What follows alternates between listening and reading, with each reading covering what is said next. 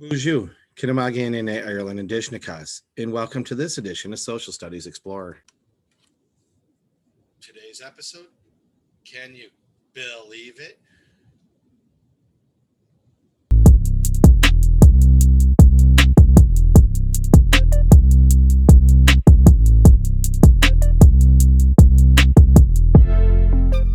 I'm going to begin today with a visit to our old friend, Schoolhouse Rock.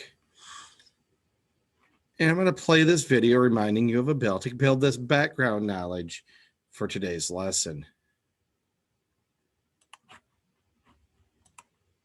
As your body grows bigger, Your mind must flower, it's great to learn. 'Cause knowledge is power.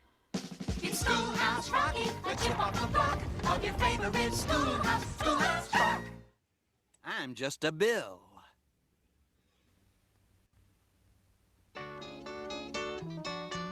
Woo, you sure gotta climb a lot of steps to get to this Capitol building here in Washington. Well, I wonder who that sad little scrap of paper is. I'm just a bill. Yes, I'm only a bill. And I'm sitting here on Capitol Hill. Well, it's a long, long journey to the capital city. It's a long, long wait while I'm sitting in committee. But I know I'll be a law someday. At least I hope and pray that I will. But today I am still just a bill. Gee, Bill, you certainly have a lot of patience and courage. Well, I got this far. When I started, I wasn't even a bill. I was just an idea. Some folks back home decided they wanted a law passed, so they called their local congressman, and he said, "You're right, there ought to be a law." Then he sat down and wrote me out and introduced me to Congress, and I became a bill. And I'll remain a bill until they decide to make me a law. I'm just a bill. Yes, I'm only a bill. And I got as far as Capitol Hill. Well, now I'm stuck in committee, and I'll sit here and wait while a few key congressmen discuss and debate whether they should let me be a law. I hope and pray that they will. But today I am still just a bill.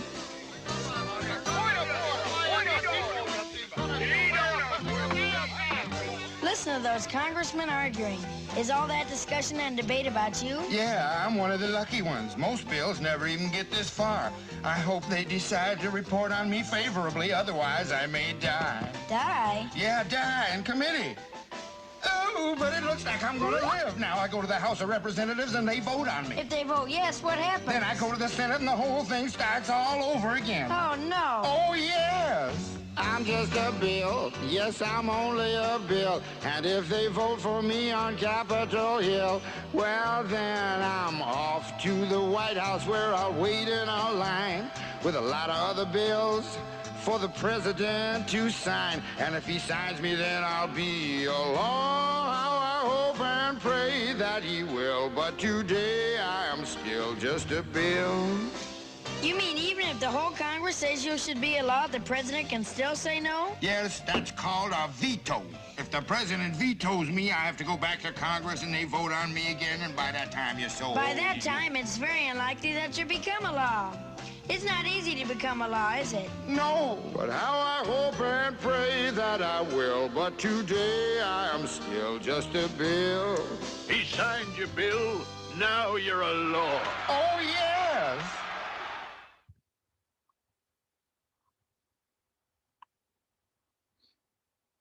All right, so today's conversation will be using this infographic. And an infographic is one of the if-then statements. And where does it go to yes and no? And you follow the path around to see what's going to happen to this law or bill. And thousands of bills are introduced in the House and Senate each year, but most don't become laws. You're going to answer these yes-no questions to follow the path of the bill. Will yours live or will it die? So we start here, and it looks a lot like a board game because it kind of follows that similar process. Is the bill introduced in the House or Senate? Now, tax bills have to be introduced first in the House, period. Other bills can be introduced originally in the House or the Senate, and quite frequently they're introduced in both. So let's say the answer is yes. Great. If the committee likes the bill, it's reviewed and amended in full or subcommittee before being referred for a vote. So that's its first step.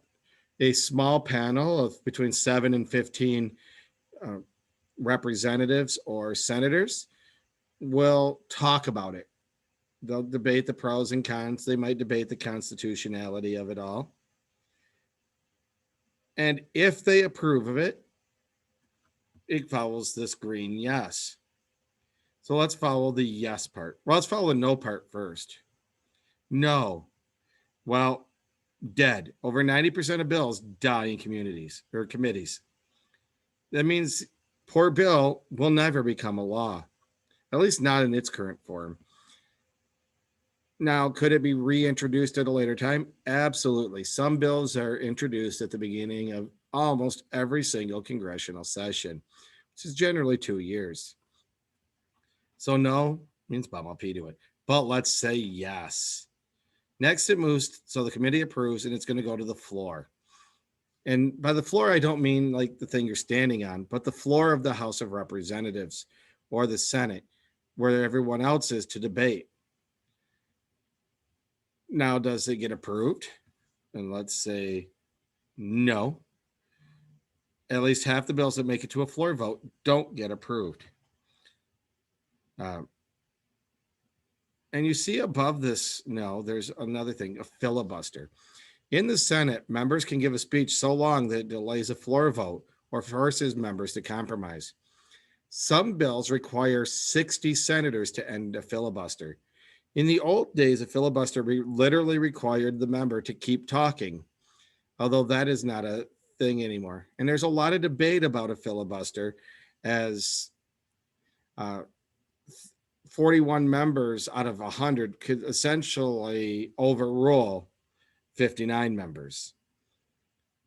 And while there are surely some positives to that, there are surely some negatives.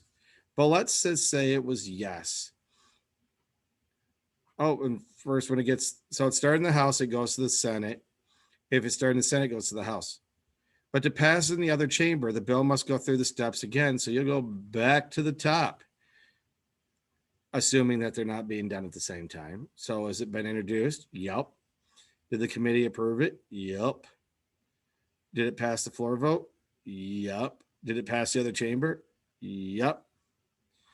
Or no. And if it's no, then it's dead. Of the bills that make it to the next chamber, around 67% died there. Well, let's go to the president. Does the president say no? If the president says no, both chambers can override the veto. And that requires a much larger majority, like 2/3, to say, you know what? Yeah, it's still going to be a law. And if they say it at that point, the president really doesn't have anything they can do about it. It becomes a law.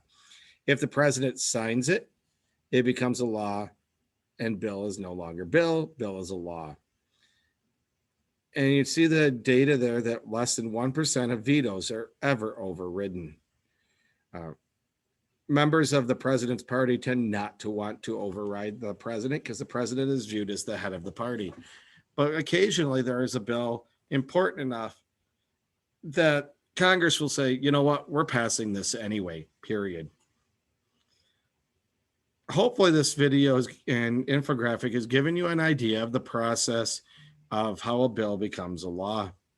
There is no assignment for this one today, but feel free to consider what bills you would want to pass and would they pass Congress. Have a minute, get you got? Minwa, BILL-ieve.